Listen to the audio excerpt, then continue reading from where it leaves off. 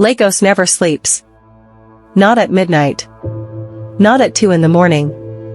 Not even in those strange quiet hours just before dawn when the rest of the world has gone completely still. The city breathes at night like a living thing, restless, loud, unapologetic, alive in ways that daylight cannot fully capture. Every single light you see from above belongs to someone's story. Someone's joy. Someone's heartbreak. Someone's secret carefully folded and hidden away from the world. The streets of Lagos hold 1,000 stories every single night. Stories of love found and love destroyed. Stories of women who gave everything and received lies in return. Stories of men who had it all and chose to risk it anyway. But tonight, on this particular Tuesday evening that looked exactly like every other Tuesday, in a quiet flat in Lekki Phase 1, something was about to wake up. Something that could not be put back to sleep. Her name was Amara Osei. 34 years old. A woman of quiet elegance and sharp intelligence. A woman who had built her life carefully, brick by brick, decision by decision, sacrifice by sacrifice. She had loved deeply. Trusted fully. Given everything to one man and called it love. Her mother had taught her 3 things above everything else. Work hard. Love deeply. And never let anyone see you fall apart. 6 years of marriage. 6 years of building a home together. 6 years of what she believed, with her whole heart, was love. On this Tuesday evening she was doing something simple and ordinary. She was changing the bed sheets. Her hands moved across the mattress smoothly and carefully. And then her hands stopped. Amara whispered, "What is this?" She did not pull it out immediately. For a moment she just held her hand against it, feeling the shape of it through the fabric. Rectangular. Smooth. Small. She already knew what it was. Some part of her, the part that had been quietly watching for months, already knew. She lifted the corner of the mattress. And there it was. A phone. Small. Plain. Black. No case. No scratches. Not his regular phone. This one had been placed here deliberately. Hidden. Carefully. Intentionally. She picked it up slowly. Her hands did not shake. That surprised her. She had always imagined a moment like this would destroy her immediately. But her hands were completely steady. The screen lit up. No password. No lock screen. Just an open screen. Waiting. She sat on the edge of the bed. Took one quiet breath. And she began to read. 45 minutes. She sat on the edge of the bed, motionless, reading until the screen locked. No tears, no sound, just a heavy, suffocating silence. She had expected heartbreak to feel like a violent storm, a collapse of rage or desperate grief, but it arrived as something colder, quieter, and far more inevitable. It was recognition. Deep down, beneath the layers of logic and the careful stories she used to survive, she had always known. The late nights, the phone face down, the distant touch, she had felt the shift months ago. She chose blindness because she wasn't ready to face the truth, but now, as the realization finally settled into the quiet, Amara whispered to the empty room, "I knew. I always knew. I just chose not to see it. Never again." She did not throw the phone across the room. She did not call him in a panic. She did not call her sister or her best friend or her mother. She did not cry into the pillow. She did not sit there and fall apart in the darkness of their bedroom. She picked up the phone. She lifted the corner of the mattress. And she placed it back. Carefully. Precisely. In exactly the same position she had found it. She smoothed the bedsheet with both hands. Fixed the pillow on his side of the bed. Straightened the duvet. She stood up. She looked at the bed for one long moment, the bed they had shared for 6 years. The bed beneath which her husband had hidden an entirely different life. And then she turned. And walked to the kitchen. Because Amara Osei had just made a decision. And a woman who has made a decision like hers does not cry. She does not shout. She does not warn you. She moves quietly. And she gets to work. She made his favorite meal.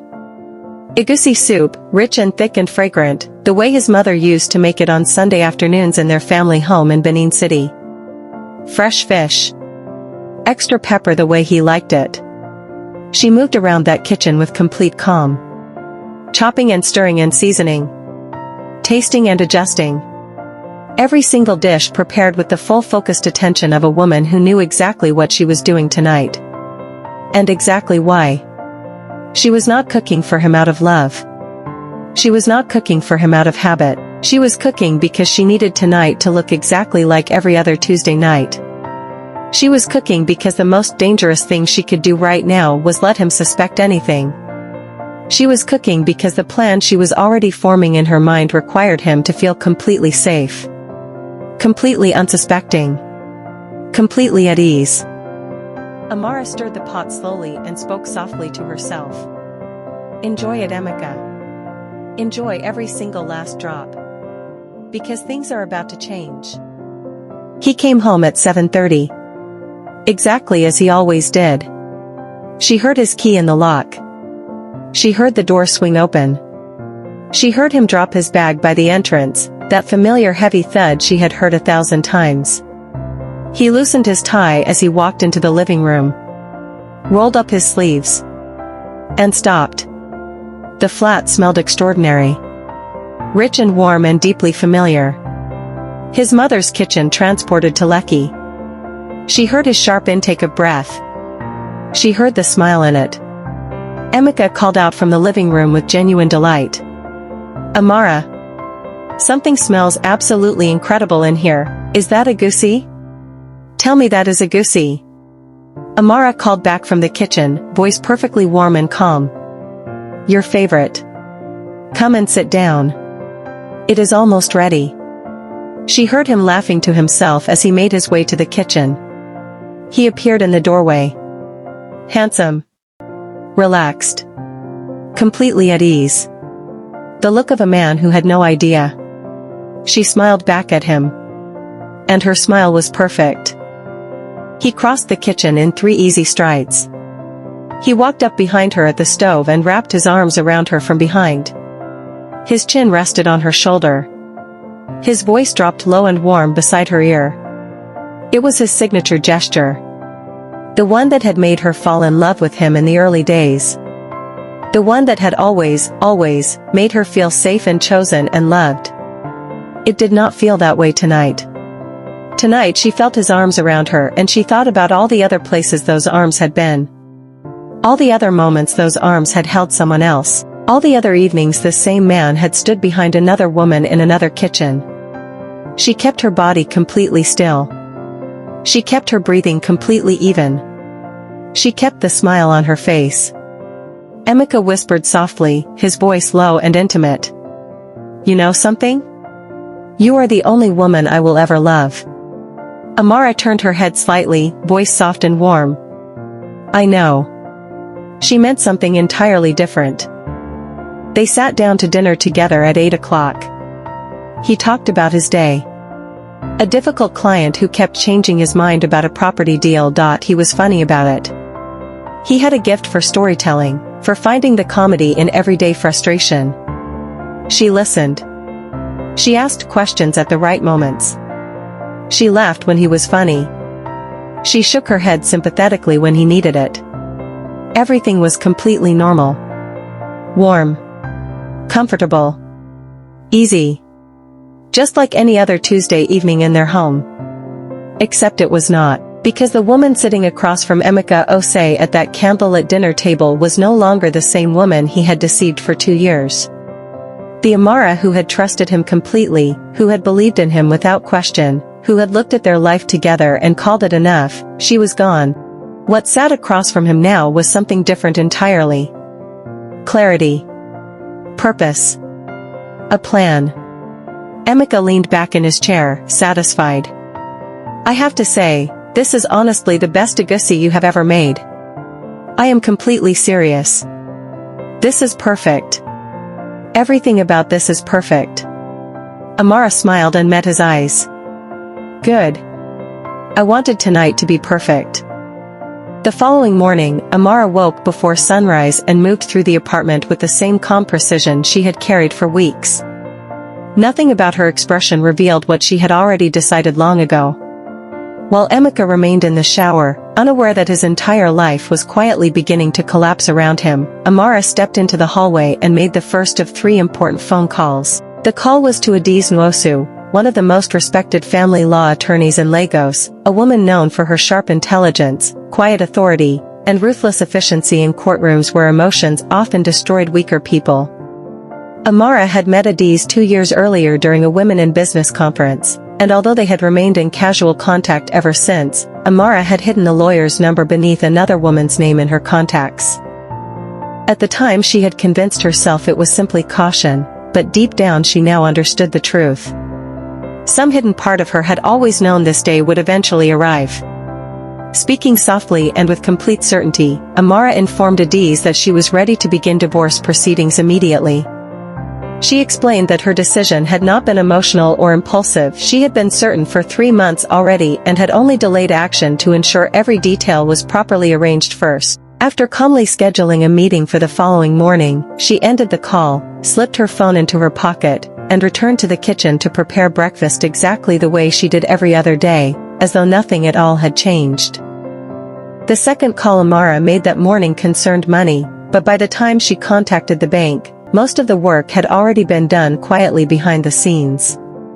For 2 months she had been privately communicating with her financial advisor, a careful and discreet man named Mr. Taiwo who never asked unnecessary questions. Together, Amara and Emeka had built substantial savings during 6 years of marriage. Their joint account contained investment funds, shared savings, and a property account intended for future land purchases in Ibeju Lekki. On paper it looked like the perfect financial partnership between husband and wife, but beneath the surface Amara had been studying every legal and financial detail carefully. She knew exactly what belonged to her, exactly which documents needed to be filed, and exactly how to protect herself before Emeka realized anything was wrong. Later that morning she visited the bank personally, dressed in a dark blazer and heels that reflected the same quiet confidence she now carried within herself. Sitting across from the assigned officer, she reviewed every document with calm attention and signed each page without hesitation.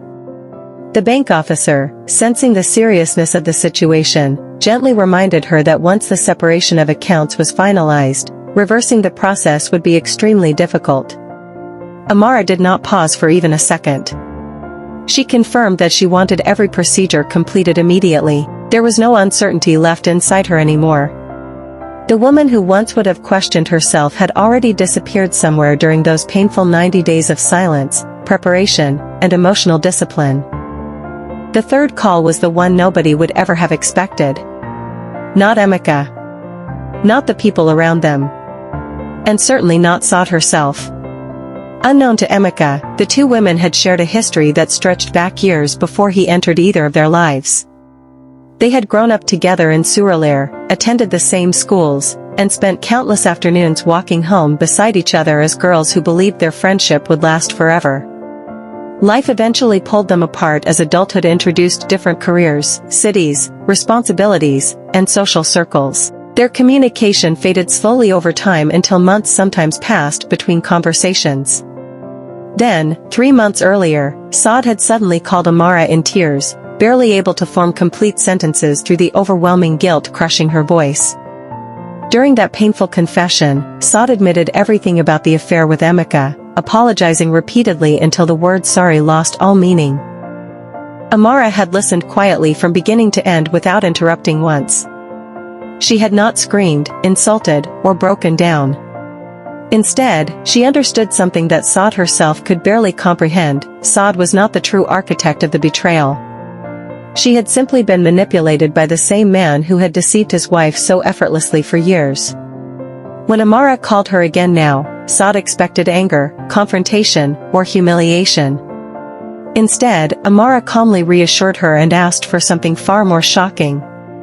She requested that Saad become her witness during the divorce proceedings. The request stunned Saad into silence because it revealed just how deeply Amara had already emotionally separated herself from the marriage. Through tears and disbelief, Saad agreed sincerely, realizing that the woman she once knew as a childhood friend had become someone stronger, colder, and far more composed than anyone imagined. At the same time, the interior design consultancy Emeka once dismissed as her little hobby, quietly became something powerful. She had spent 3 years building the business carefully behind the scenes, and 2 weeks before the 90-day deadline, the company generated its first serious profit. By the 89th night, Amara sat alone at her desk beneath the glow of a small lamp while Emeka slept peacefully in the next room, completely unaware that his marriage had already ended long ago in her mind. Without trembling or hesitation, she picked up a pen and signed the final divorce papers. The moment felt strangely calm rather than tragic. To Amara, the signature did not represent destruction. It represented release. As the ink settled across the paper, she quietly acknowledged to herself that this was not truly the end of her life. It was only the beginning of the version where she finally belonged fully to herself again. Signing the divorce papers. Amara gave herself exactly 90 days after discovering the hidden phone beneath their mattress. Not 89 days and not 100. 90 precise days chosen with deliberate discipline because she wanted enough time to organize every aspect of her exit properly. During those 3 months, nothing about her behavior toward Emeka changed on the surface. She continued returning home at the same hour, cooking the same meals, laughing at his jokes, sitting beside him during weekends, and sleeping beside him every night as though their marriage remained untouched. But beneath that calm exterior, Amara operated with relentless precision. Every shared asset was documented carefully. Every financial record was secured. Every legal step was completed in the correct order under Adi's guidance. Amara sets the table. Exactly 90 days after discovering the hidden phone beneath their bed, Amara prepared one final dinner inside the apartment she had once believed would hold the rest of her life. That Friday evening, she moved slowly through the kitchen with a level of care that transformed ordinary actions into something ceremonial. She selected the expensive plates they had received as wedding gifts years earlier, plates reserved only for occasions they considered special. She arranged tall white candles inside crystal holders given to them by her mother and polished the wine glasses that had remained untouched in the cabinet for months. Every detail of the table reflected beauty, warmth, and intimacy, creating the illusion of a loving marriage untouched by betrayal. After lighting the candles and straightening the cutlery one final time, Amara stepped back to admire the scene in silence. Everything looked perfect, almost painfully perfect. Then she sat at the table with her hands folded calmly in front of her and waited for Emeka to come home. There was no rage left inside her anymore. No dramatic desire for revenge. What remained instead was clarity, the kind that arrives after pain has fully burned through someone until only truth survives.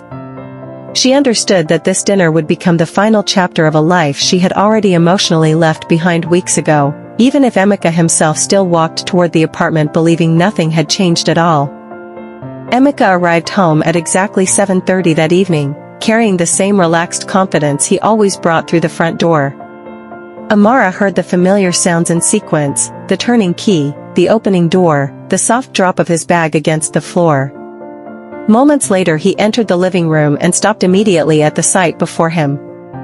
The candlelight, the polished table setting, the carefully prepared meal, and the quiet warmth filling the apartment caught him completely off guard. For a moment he looked genuinely happy, smiling with the easy charm Amara had once fallen deeply in love with years ago. She welcomed him warmly and encouraged him to sit while she served the food, behaving exactly like the attentive wife he believed he still had. Throughout dinner she watched him carefully without allowing a single emotion to slip across her face. She listened to his stories from work, smiled when he laughed, and responded gently at all the right moments. On the surface she was completely present, almost radiant in her calmness, but beneath every smile, she was memorizing him. She noticed the way he held his fork, the way he leaned back comfortably in his chair after drinking wine, and the small lines that formed near his eyes whenever something genuinely amused him. She committed every detail to memory because she understood this would be the final evening they would ever share as husband and wife. The final dinner.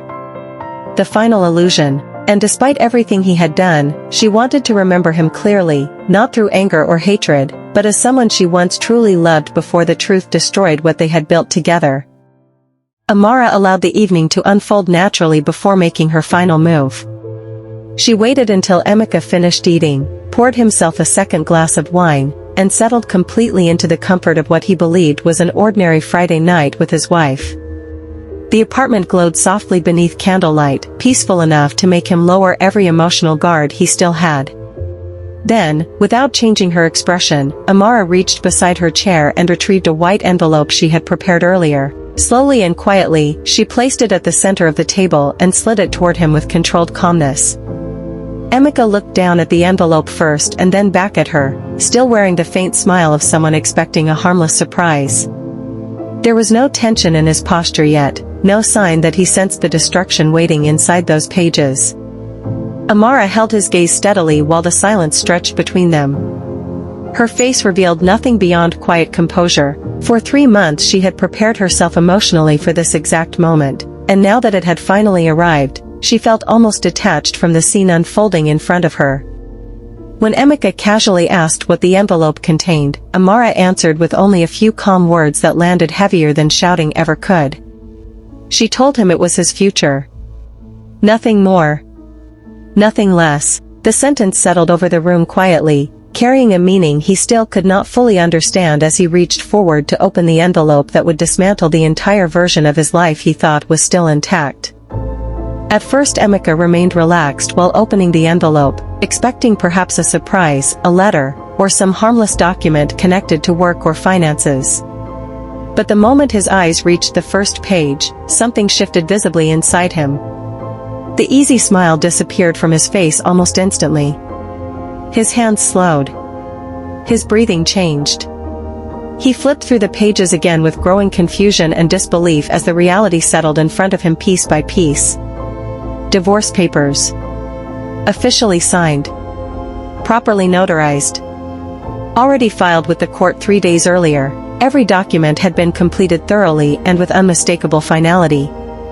There was no emotional argument waiting to happen, no dramatic confrontation left to perform, and no unfinished process he could interrupt. Amara had already moved beyond the stage of discussion long before this dinner even began.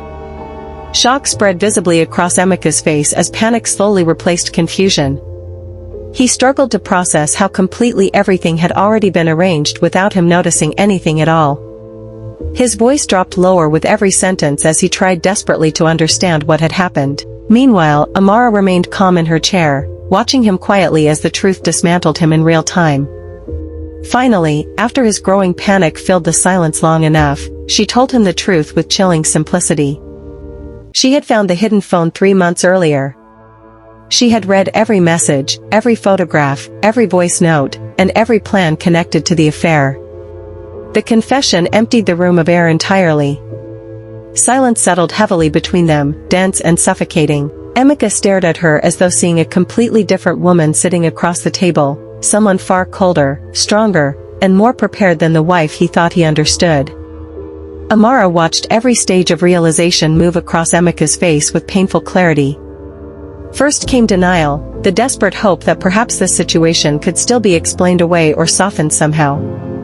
Then came understanding as he recognized the terrifying completeness of what she had done. Finally came shame and panic, raw and undeniable, crashing into him all at once.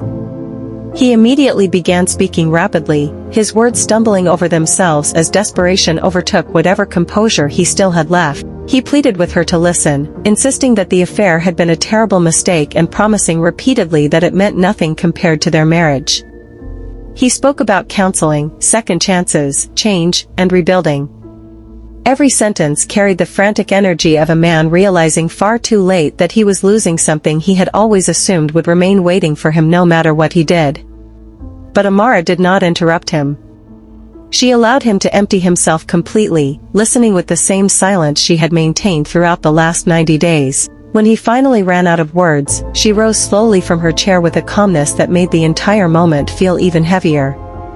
Looking down at him steadily, she repeated one statement he had made moments earlier, that she was supposedly everything to him. Then she asked the only question that truly mattered.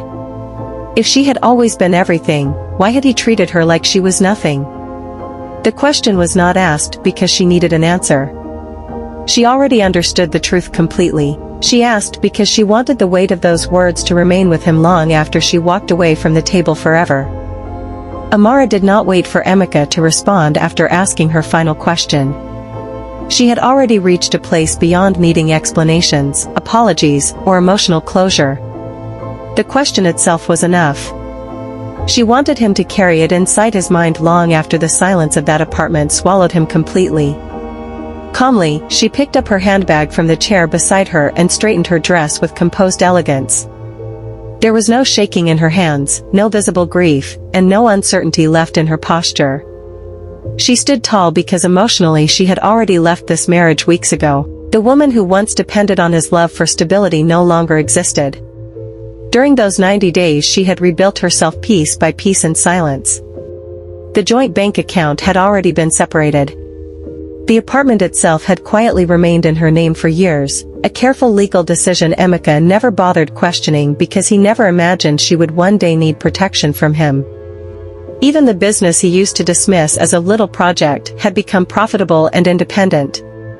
Every loose end had been secured with patience and intelligence while he remained blind beside her. Amara realized then that she was no longer walking away empty-handed from a broken marriage. She was leaving with her dignity, her financial security, her future, and most importantly, herself fully intact. The only thing she was truly abandoning behind her was Emeka, the man who failed to recognize the strength of the woman standing beside him until it was far too late. Amara walked calmly toward the door while the apartment remained wrapped in heavy silence. Her heels moved softly against the floor, each step steady and deliberate. Behind her, Emeka remained seated at the dining table surrounded by candlelight, unfinished wine, and divorce papers spread across the white tablecloth like evidence of everything he had destroyed with his own choices. Just before reaching the door, Amara stopped and turned back one final time. She looked at him quietly, studying the unfamiliar expression now sitting on his face. The confident charm she once adored was gone completely. In its place sat something smaller, frightened, and painfully human. Holding his gaze, she spoke with calm honesty rather than anger. She reminded him of all the times he had sworn she was the only woman he would ever love, during the early days of their relationship, during their wedding vows, and even recently while standing beside her in the kitchen completely unaware she already knew the truth. She admitted that she had believed him every single time because believing his lies had once been easier than confronting the painful reality hiding beneath them. Then her tone shifted slightly as she revealed the truth he never noticed during their entire marriage. While he focused on deception, betrayal, and secret affairs, he never paid attention to what she was quietly building for herself in the background. She explained that she had never been just a wife waiting endlessly for his return each night. She was never simply the woman cooking meals, decorating homes, and smiling beside him for photographs. Long before he realized it, Amara herself had become the true foundation of her future. She was always the plan. And with or without him beside her, she was always going to survive. Outside, Lagos pulsed with life beneath the glow of headlights, streetlights, and distant music drifting through the warm night air. The city remained restless, loud, and unapologetically alive around Amara as she stepped away from the apartment building without once turning back. Her posture remained straight, her movement steady, and her breathing calm. For the first time in 6 years, she felt fully connected to herself again rather than trapped inside the version of herself built around loving Emeka. The betrayal had not destroyed her the way people often expect heartbreak to destroy women. Instead, it forced her to rediscover the strength she had slowly buried beneath marriage, compromise, and emotional loyalty. Some women collapse beneath the weight of betrayal. Some disappear into grief and spend years trying to recover the parts of themselves they lost inside another person. But Amara Osei did something different. She transformed the pain into clarity. Every lie she uncovered became motivation. Every moment of heartbreak became preparation. By the time she walked away from the marriage, she had already secured her finances, protected her future, strengthened her business, and reclaimed her dignity completely. There were no tears on her face because the grieving had already happened privately during those 90 silent days. What remained now was freedom. As Lagos moved endlessly around her in flashes of golden noise, Amara stepped forward into a future she had secretly been building for herself all along. Not broken. Not defeated. But fully, completely, and unapologetically herself again. This is KAIRO Noir. Dark stories. Real emotions. No filter. If Amara's story moved you today, if it spoke to something you have felt or something you have lived, subscribe to this channel right now so you do not miss what comes next. Leave a comment below. Tell us, what would you have done in Amara's place? Would you have confronted him that same night? Or would you have done exactly what she did? Share this video with someone who needs to hear this story today. Because we are just getting started. And the next story is even darker.